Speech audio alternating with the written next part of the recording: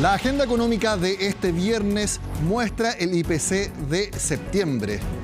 El punto es que sabemos que durante fiestas patrias siempre es de alta inflación, pero fue más de lo que esperaba en el mercado.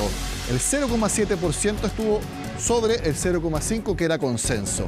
Pero a pesar de que es un alto IPC, hay una buena noticia porque la inflación anual sigue frenándose. Veamos la gráfica que hemos preparado con el indicador acumulado de cada mes, pero de los últimos 12 meses. Como vemos, en septiembre del año pasado, miren la inflación anual. Le pedimos a Titi, nuestra camarógrafa, que apunte 13,7% de la inflación anual hace un año. Lo importante es que ese número ha ido bajando constantemente, mes a mes. Eso ha permitido que el Banco Central empiece a bajar la tasa de interés. ¿Y cómo llegó ahora? En septiembre de 2023, ahí lo vemos, 5,1%. Por eso nos decimos que, si bien es un alto IPC de este mes, lo importante es que la inflación anual sigue frenándose, tal como lo cuenta en la siguiente nota Orlando Silva.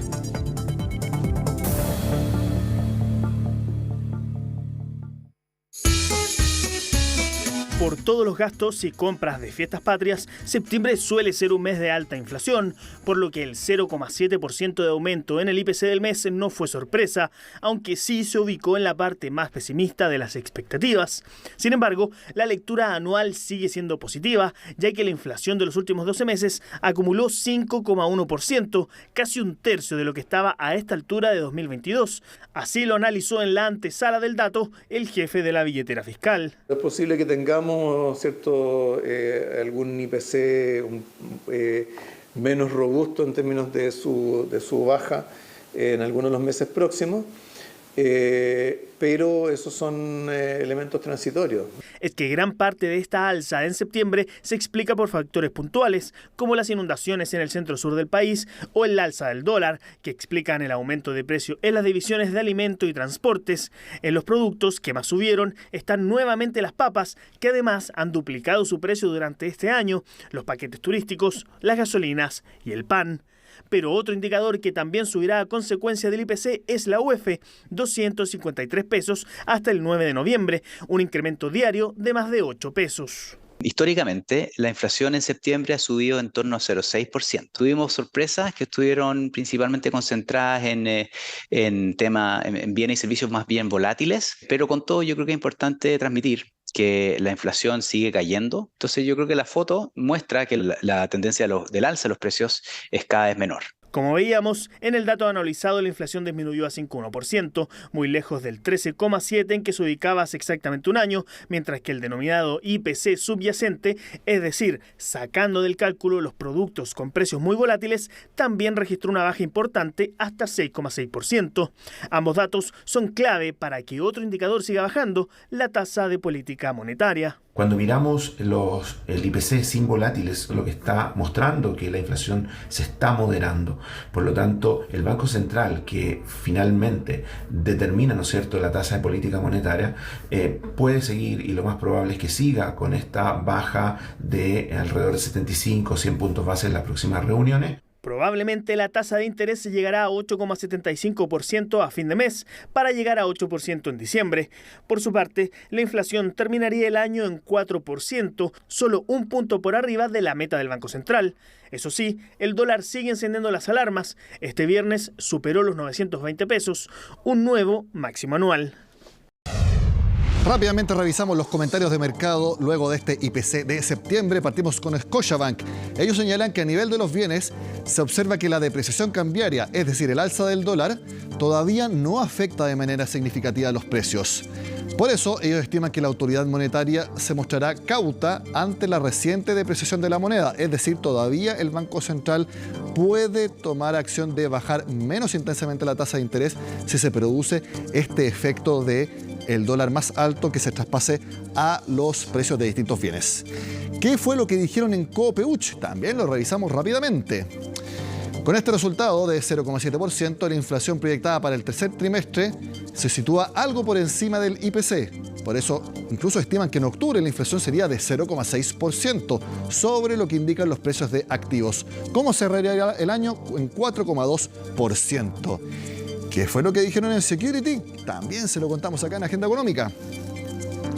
La cifra de IPC sin volátiles que veíamos en la nota de Orlando Silva se suma a la de agosto, ambas por debajo de lo que esperaba el Banco Central en el último IPOM. Por eso, en Security creen que el próximo recorte de la tasa de interés será de 100 puntos en la reunión de octubre. Es decir, la tasa pasaría del actual 9,5 a 8,5%. Veamos cómo ha sido el último IPC, pero mensual. No la inflación anual que vimos en la primera parte del programa, sino que esto es mes a mes. Obviamente aquí hay más variaciones. Como se fijan, en los últimos meses, el 0,7% de septiembre es el mayor IPC mensual desde marzo, que fue 1,1. Marzo también es tradicionalmente un mes de alta inflación. Recordemos que en agosto apenas fue 0,1%. En julio había sido 0,4%. Y en junio había sido una baja de 0,2%. Entonces, como veíamos, se espera que en octubre igual sea de un IPC bastante alto. Revisemos los últimos dos comentarios de mercado que le tenemos preparado. eConsult, ¿qué fue lo que dijeron en su equipo de estudios? La inflación presentó una importante aceleración en septiembre. Creen que el año terminará con una inflación de 4,2 a 4,3%. Ellos ven riesgo en que si continúan sostenidamente el alza del dólar, esto se traspase a la UF y otras indexaciones. Finalmente vemos Vice, que es lo que dijeron luego de conocer el IPC. Ellos creen que la principal explicación de lo ocurrido en septiembre es por el alto registro de recreación y cultura y también paquetes turísticos. Ellos, en cambio, creen que el Banco Central igual seguirá bajando la tasa de interés, llevándola a bajo 8% para fin de año, lo que favorecería los fondos de renta fija local, una recomendación de inversión entonces que también hacen en Vice. Antes de hacer la pausa, les cuento el dólar. ¿Cómo cerró la semana?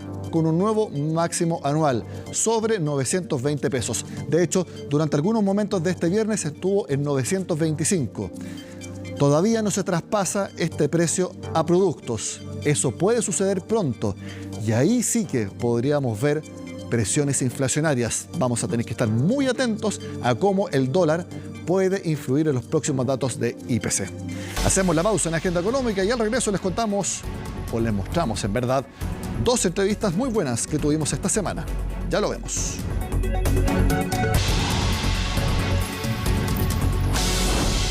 Esta semana tuvimos dos entrevistas muy importantes en Agenda Económica. Quiero mostrarles un compacto de la primera, que fue con el ministro de Hacienda, Mario Marcel, donde, entre algunas cosas, detallamos el presupuesto para el próximo año. Veámoslo ahora. Corresponde a la aplicación de la regla de política fiscal que hemos venido aplicando en Chile desde el año 2001. En el actual gobierno nos hemos preocupado de que se aplique estrictamente con metas que hemos fijado cada año. Y de acuerdo a esa regla, cada año el espacio que tiene para aumentar el gasto público depende del crecimiento que tengan los ingresos estructurales. Entonces los ingresos estructurales crecen de acuerdo al crecimiento del producto tendencial, que el comité de expertos en este caso lo estimó en 2,3%. Crecen de acuerdo a la evolución del precio del cobre de largo plazo, también fijado por un comité de expertos, que en este caso lo aumentó de 3,74 centavos a 3,86 centavos. Y además en el ámbito de la minería tenemos algunas otras novedades que aumentan los ingresos estructurales, como por ejemplo que para el próximo año se proyecta un aumento de la producción de minera, fundamentalmente por la entrada de operación de nuevos proyectos privados. La aplicación del royalty minero no se va a aplicar 100%, pero una parte importante ya va a comenzar a recaudarse y además, por supuesto, están los ingresos del litio.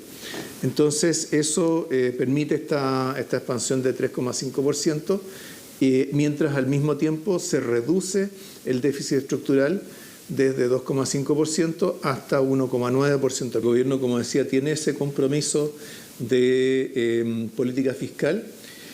Vamos a agregar un elemento de seguridad, por así decirlo, en los próximos días, porque vamos a actualizar el decreto de política fiscal para incluir metas año a año. En el decreto que se sacó en mayo del 2022, solo se fijaba el balance estructural al final del periodo, aun cuando públicamente nosotros dimos a conocer una trayectoria. Esa trayectoria ahora nosotros la vamos a incorporar al decreto esa trayectoria, de acuerdo a lo que se puede ver en el informe de finanzas públicas que se entregó ahora, es consistente con una mantención de la deuda en 41% del producto, por debajo del techo de 45% que se fijó también como parte de la política fiscal. En los otros ministerios que invierten, particularmente el Ministerio de Vivienda, está ocurriendo un aumento bien importante, porque es un aumento del orden del 12% del presupuesto de ese ministerio. En segundo lugar, la inversión regional, que también está aumentando con los recursos provenientes del royalty minero, tal como estaba comprometido. Por otra parte, hay un aumento de más del 10% de la inversión en ciencia, tecnología e innovación. Y por último, hay un tema que nos ha afectado mucho durante este año, que es el tema de las emergencias por fenómenos climáticos, ¿cierto? Los incendios, las inundaciones. Por supuesto, uno desearía que no ocurriera el próximo año, pero tenemos que estar mejor preparados que lo que estuvimos este año. Y para eso, entonces, la ley de presupuesto aumenta los recursos para la preparación frente a incendios forestales, incluye también cambios en su normativa para agilizar el traspaso de recursos cuando estos desastres naturales ocurren. Entonces, es un presupuesto que en ese sentido va a ofrecer una mejor protección frente a ese tipo de situaciones que afectan a la economía y afectan al crecimiento. Bueno, lo que está haciendo el Ministerio del Trabajo es fundamentalmente tratar de sistematizar y consolidar e integrar programas de estímulo al empleo que ellos han venido manejando desde hace ya un tiempo. Estamos entrando en una etapa distinta para la economía, ¿cierto? No estamos en el fondo de una crisis, estamos entrando en una etapa de recuperación y tenemos que preocuparnos de que los incentivos a la contratación sean eficaces. Todos los analistas, observadores, instituciones, todos están proyectando un crecimiento de la actividad el próximo año. Y eso es así porque lo que ha estado frenando la economía hasta ahora, que es la política monetaria restrictiva para bajar la inflación, ¿cierto? En la medida que la inflación ha bajado, entonces ya se ha ido revirtiendo su curso, y ya desde las últimas 2 reuniones de política monetaria el Banco Central ha bajado la tasa de interés y ha indicado que lo va a seguir haciendo el resto del año. Entonces, estas condiciones financieras más restrictivas que hemos tenido hasta ahora, poco a poco van a ir dando lugar a una situación de mayor normalidad, y eso va a permitir que el consumo se recupere, que la inversión se recupere, y que algunos sectores que han estado más golpeados, como por ejemplo lo que hablábamos recién del sector de la construcción, también puedan ir teniendo una recuperación. La verdad es que hemos estado trabajando bastante en el tema del pacto fiscal. Hace más de un mes que logramos finalmente reunir a todos los partidos en torno a la mesa. Hemos tenido ya 6 reuniones con ese grupo, con una participación muy activa, con contribuciones muy positivas. A esta altura estamos haciendo ya el balance y la consolidación de todo eso, y probablemente en un par de semanas más ya vamos a tener un texto que incorpore el resultado de todo ese diálogo, ¿no? Es un diálogo que a veces, ¿cierto?, desgraciadamente los medios ponen más atención cuando hay peleas que cuando hay diálogo. En este caso ha habido bastante diálogo y bastante colaboración. Creo que lo que se ha avanzado de diálogos por distintas vías, creo que hay algunos temas en los cuales uno ya puede ir viendo algunas vías para lograr acuerdos más amplios. ¿Dónde lo ve usted? Preferiría no adelantarlos porque, cierto, en estas conversaciones son muy delicadas y a veces hay mucha sensibilidad, así que es preferible que lo veamos ya cuando tengamos un conjunto ya más consolidado. ¿Cuándo cree que esto podría suceder? Creo que dentro de los próximos 30 días, 45 días por ahí, yo creo que vamos a tener algunas novedades importantes. Y en el caso de Chile, nuestra moneda se está adicionalmente depreciando porque estamos bajando las tasas de interés. ¿Le preocupa que puedan rebrotar presiones inflacionarias por el alza del dólar? Ya hay expectativas de que para los IPC de septiembre y octubre estemos en torno a 0,5%. Claro, es posible que tengamos, ¿cierto?, algún IPC menos robusto en términos de su baja en algunos de los meses próximos. Pero esos son elementos transitorios. En los últimos días hemos visto una moderación de los precios internacionales de los combustibles, y todavía tenemos que ver cómo se va a ir ajustando el tipo de cambio. Así que yo diría, no estamos en una situación como la de la guerra o la invasión de Rusia a Ucrania. Siento que fue un fenómeno que golpeó muy fuertemente no solamente el precio del petróleo, sino que de sus derivados, dado toda la capacidad de refinación que estaba instalada en Rusia. Entonces, lo que hay en este momento no es un cambio así tan estructural o tan perdurable como para anticipar medidas como las que se tomaron en aquella época. Con la votación que vamos a tener en diciembre, ya sea que va a aprobarse la propuesta de constitución o se va a rechazar, y en ese caso por lo menos otro ejercicio equivalente a este de reemplazo completo de la Constitución, yo no veo políticamente el apetito para continuar, y tampoco lo veo en la ciudadanía. Yo creo que en general hay como una cierta fatiga respecto del proceso constitucional. ¿Usted de lo que ha visto ya definió su votación?